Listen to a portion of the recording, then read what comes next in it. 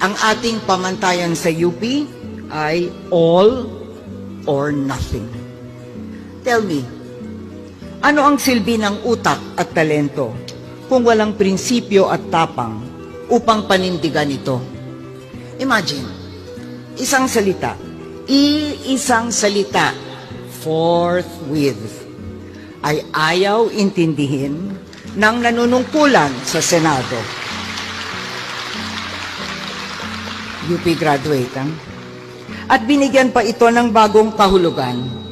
Hindi agad, forthwith, kung hindi 4 na buwan makalipas. O dili kaya kapag may panahon pa ang Senado. Dagdag niya, kasalanan ng mga gumawa ng ating saligang batas ang di umano'y kalabuan ng salitang forthwith.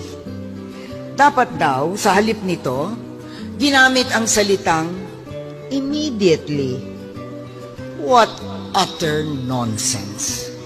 Batch 2025, hindi ito usapin ng talino, kundi ng kawalan ng prinsipyo, ng pansariling ambisyon, ng transaksyong pampolitika sa pagitan ng mga mahigpit na kumakapit sa kapangyarihan.